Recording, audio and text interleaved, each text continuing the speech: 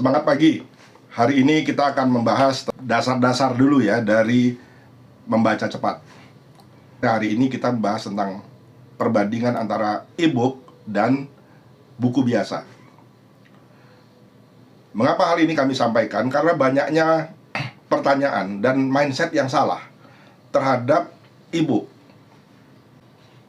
Pendapat yang mengatakan bahwa buku fisik sudah ketinggalan dibandingkan dengan buku biasa bukan hanya datang dari masyarakat yang awam membaca buku, tapi juga dari para pejabat kita yang menangani literasi lagi, ya. Mungkin ini juga ya penyebab kenapa pemerintah kurang begitu responsif ya, kurang begitu antusias mengajarkan baca cepat di sekolah-sekolah. Karena menurut mereka juga bahwa e-book sudah tertinggal. Zaman sudah Android, kita bisa membaca buku melalui Android.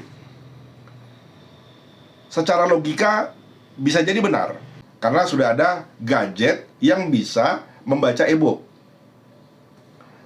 Jadi logikanya orang mengatakan, untuk apa membaca buku lagi? Selain berat, bisa saja ketinggalan ya. Kalau kita lagi mau pergi, bukunya ketinggalan, kita nggak jadi baca. Baik teman-teman sekalian, menanggapi mindset ini. Mindset itu apa? Mindset itu adalah cara berpikir yang salah atau benar yang diyakini sebagai kebenaran. Nah, ini nggak ada definisinya di kamus, di ensiklopedia, definisi ini nggak ada. Ya, memang Alpha Theta seringkali membuat istilah atau definisi berdasarkan pengalaman ya, tidak berdasarkan dari buku-buku.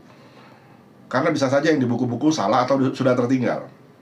Jadi mindset orang yang mengatakan lebih baik baca buku fisik ya, dan mindset yang mengatakan lebih baik membaca e-book melalui Android yang lebih mudah, ini adalah persoalan mindset. Jadi ada orang yang menganggap membaca e-book yang benar, ada yang mengatakan buku fisik yang benar, yang lebih mudah dibaca. Untuk menjawab pertanyaan ini, ada beberapa hal yang ingin saya sampaikan. Yang pertama, secara kepraktisan. Benar, e-book lebih praktis. Tapi yang mengatakan bahwa lebih mudah membaca e-book daripada buku, kalau menurut saya ya, pertama, Anda pasti belum pernah belajar baca cepat. Yang kedua, Anda jarang baca buku. Karena bagi saya pribadi, sebagai seorang pembaca dan sebagai seorang pengajar cara membaca cepat, membaca e-book itu nggak mudah, teman-teman sekalian. Pertama, secara fisik hurufnya kecil-kecil. Coba aja Anda baca buku yang e-book yang kami terbitkan. Bagaimana cara meningkatkan minat dan kecepatan membaca. Sebagian besar dari Anda nggak bisa baca. Karena apa? Hurufnya kecil-kecil. Bisa dibesarkan, ya. Tapi Anda menjadi tidak nyaman karena mau lihat dan kanan dan kirinya, Anda tidak bisa langsung, tapi harus dikeluarkan dulu, pindah lagi gitu ya. Dan Anda tidak bisa melihat buku secara keseluruhan. Contoh begini, ini buku ini ya. Saya bisa melihat buku ini ya, dari kanan sampai ke kiri. Saya bisa lihat gambarnya ya. Saya tidak melihat sebagian-sebagian ya, tapi seluruhnya. Nah, sekarang akan saya praktekkan bagaimana kita membaca dengan e-book, betapa sulitnya. Mari ya, kita lihat ini. Saya ambil dari web alphatheta.id ya, _ BSCA, baca sangat cepat, Alpha Theta ya. Oke, di sini ada e-book ya. Di sini ada e-book, saya akan ambil seperti ini. Anda bisa lihatnya juga di buku ini contohnya nanti. Nah, seperti ini teman-teman sekalian. Nah, mari kita lihat. Nah, nih ya, kita ambil yang besar nih ya, tulisan semua. Pertama, banyak sekali orang yang mengeluh tulisannya kecil-kecil, saya nggak bisa baca. Apalagi orang yang berusia di atas 50 tahun. Kalau saya walaupun sudah 60, saya masih bisa baca ini ya, bahkan tanpa kacamata ya. Namanya rabun dekat ya, bukan rabun jauh. Saya justru bisa membaca kalau saya tanpa menggunakan kacamata, lebih jelas. Nah, tapi bagaimana dengan mereka yang rabun jauh? Mereka tidak bisa melihat tulisan kecil seperti ini. Nah, oke, saya kalau membaca, saya perbesar begini teman-teman ya, saya perbesar. Nah, tapi kalau saya mau baca akhirnya gimana? Ke Bari, jalan seperti ini, lama teman-teman ya. Nah, saya harus ke bawah lagi, terus kemari lagi. Nah, kalau saya mau lihat halaman berikutnya, bisa nggak dari sini? Nggak bisa, harus saya kecilkan dulu kan. Saya kecilkan dulu, baru saya bisa masuk kemari. Ya, teman-teman sekalian. Nah, apa artinya ini? Tidak nyaman membaca e-book melalui Android yang berukuran kecil. Ya, biasanya standar lah ya. Kalau untuk HP sebesar-besarnya juga tetap aja kita sulit membacanya. Nah, kecuali Anda punya tab. Kalau punya tab sebesar ini misalnya, nah masih mending karena buku dengan Android hampir sama ya besarnya ya. Jadi tidak begitu problem. Atau Anda bisa menggunakan Kindle ya, membeli cukup mahal, harganya sama dengan HP ya, sekitar 3 jutaan atau 2 jutaan paling murah, dan itu pun nanti akan hitam putih dia. Anda tinggal membuka seperti ini. Jadi apa yang saya berikan kepada Anda berupa flip ya, flip itu bisa dibaca dari kiri ke kanan, lebih mudah ya, karena Anda nyaman, seluruh halaman terlihat. Kalau nggak seluruh halaman terlihat, Anda capek sendiri ya. Sebenarnya kalau orang yang tahu tentang teknik baca cepat, mereka merasa lelah untuk membaca e-book melalui HP mereka. Nah, oke, saya punya Kindle misalnya, saya punya tab. Apakah ini berarti dapat digunakan untuk membaca cepat? Oke, saya akan jelaskan. Secara fisik, penampakan benar, menggunakan e-book, menggunakan Android untuk membaca e-book luas, syarat sudah dipenuhi. Yang menjadi masalah adalah ketika Anda mau memberi tanda warna misalnya. Kalau di Kindle bisa, saya nggak tahu kalau di Android. Ya mungkin ada satu software yang bisa membuat Anda tanda-tanda, memberikan tanda-tanda kuning atau catatan-catatan ya. Mungkin ini hanya untuk note ya, untuk jenis note itu mungkin bisa. Tapi kalau HP biasa kan susah ya. Anda bagaimana cara mencoret-coretnya di sana? Nah, seperti ini. Ini tidak ada menu ya untuk bagaimana saya memberikan garis tanda kuning misalnya, warna hijau dan lain-lain pada kata yang penting. Nggak bisa di sini ya. Nggak tahu di Kindle bisa barangkali. Nah, berikutnya adalah yang kesulitan kita kedua adalah bagaimana kita membuat mind mapping dari buku ini. Jadi mind mapping itu kan punya software sendiri, berarti kan Anda harus punya 2 HP atau keluar masuk membuat mind mapping nggak bisa. Mind mapping ini salah satu nanti dari bagian dari baca sangat cepat ya. Kelemahan kedua adalah ketika Anda membaca terkena radiasi. Kan ada HP ini ada radiasinya ya. Mata kita kalau terus-menerus membaca melalui gadget itu dapat rusak ya. Ya sama dengan orang main game, ya nonton video, main trading itu kalau dia terus-menerus di depan layar seperti ini, ya kerusakan mata bisa terjadi lebih cepat ya.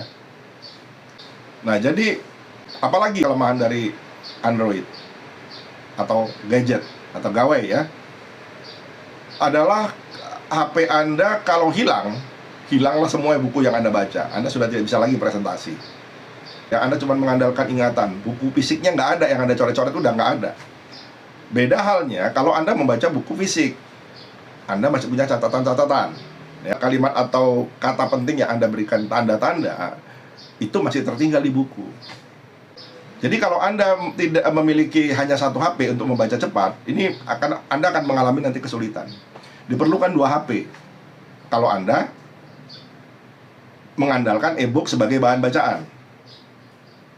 Ya, tapi kalau Anda mengandalkan buku fisik, Anda cukup punya 1 HP dan 1 buku fisik. Paham ya penjelasan itu ya? Nah, jadi kalau ada orang mengatakan bahwa buku akan hilang dari pasaran suatu saat nanti, itu benar, tapi percayalah Anda akan menyesal karena ternyata membaca e-book tidak semudah membaca buku fisik. Saya misalnya butuh halaman 30. Saya cari ini mana nih? Atau bisa nggak daftar isinya? Kalau misalnya daftar isinya memang bisa diklik, masih mending ya. Nah, misalnya gini, ini nggak bisa diklik, Anda nggak bisa ke halaman yang Anda inginkan. Tapi kalau buku kan cepat ya. Ini misalnya, saya langsung misalnya butuh, saya mau halaman 32, langsung aja saya ini, halaman 49, saya mau ke halaman 43, lihat daftar isinya, saya mau ke halaman ini. Kan lebih cepat ya. Tapi bagaimana dengan buku e-book? Ini sebetulnya musibah ya, kalau untuk baca buku ini musibah teman-teman sekalian. Ya, dan dari satu sisi benar secara teknologi ya, buku e-book Android akan membantu Anda untuk kepraktisan ya. Tapi untuk keefektifan dia nggak efektif. Nah, yang kedua yang perlu saya sampaikan adalah e-book apa sih yang mau Anda baca di Android? E-book bajakan atau e-book beneran? E-book asli? Saya yakin ya, banyak penulis yang belum terlalu idealis lah ya. Kalau idealis ya siap-siaplah dia akan kehabisan energi ya. Anda senang baca buku dia tapi dia mati sendiri gitu ya. Dan matilah penulis-penulis kita. Nah, kelebihan buku fisik.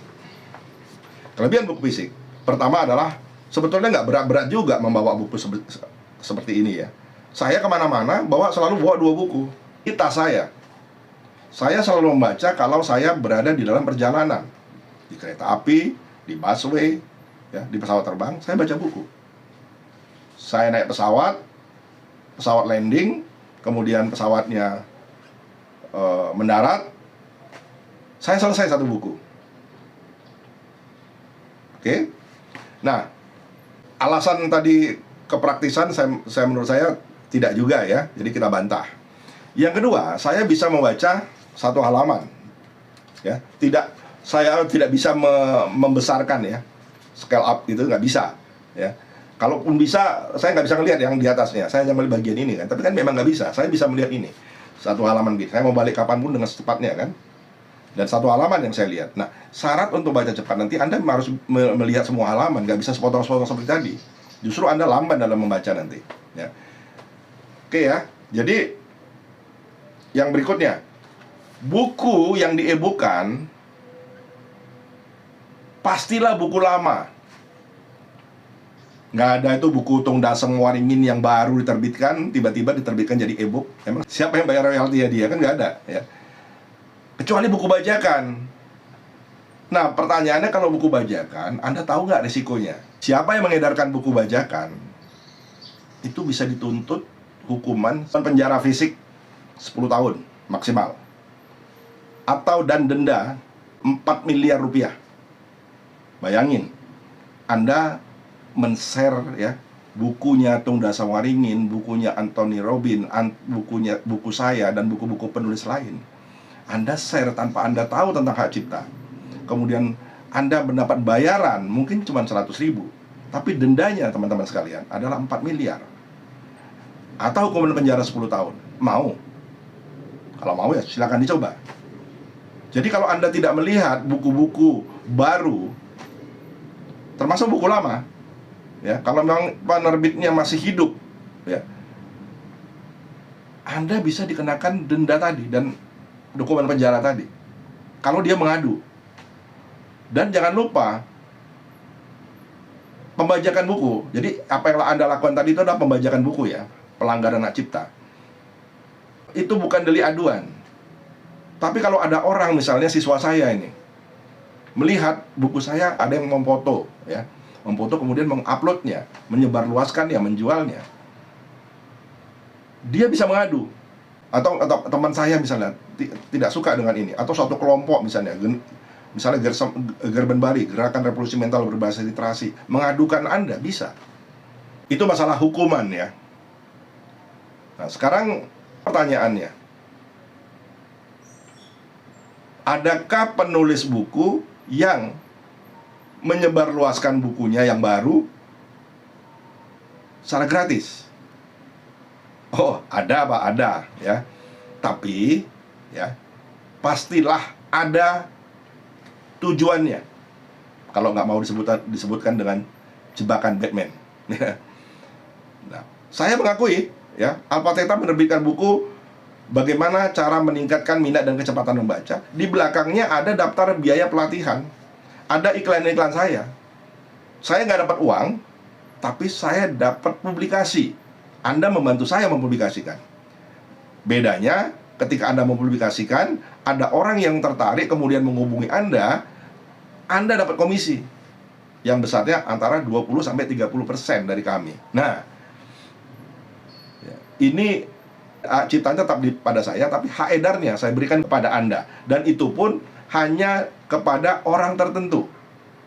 Saya tidak mengizinkan untuk orang-orang yang tidak ada kaitannya dengan bidang literasi. Kami berharap Anda mengirimkan secara gratis kepada guru, kepada kepala sekolah, kepada pejabat-pejabat ya di kementerian, perpustakaan, kemudian kepada organisasi sosial politik, boleh saja ya. Anda harus punya alasan kenapa saya harus mengirimkan kepada dia. Terserah lah, pokoknya Anda yang bisa menentukan kriteria itu sendiri. Nah, banyak buku-buku e-book yang bisa Anda download ya dari Anda memberi produk digital. Tapi tetap mereka minta. Tapi lihat, ada mereka yang melarang untuk dibagi secara cuma-cuma, melainkan dia harus menjadi bagian dari penjualan produk Anda. Jadi dilampirkan, tidak menjadi produk Anda. Ini yang tidak boleh ya. Anda mengakui itu produk Anda jual, itu tidak boleh. Tapi kalau saya mau menjual satu barang, bonusnya adalah buku saya misalnya, yang sudah boleh diperluaskan tanpa pemberitahuan misalnya, ya itu boleh. Siapapun penulis tidak akan mau men-share bukunya yang baru tanpa ada tujuan.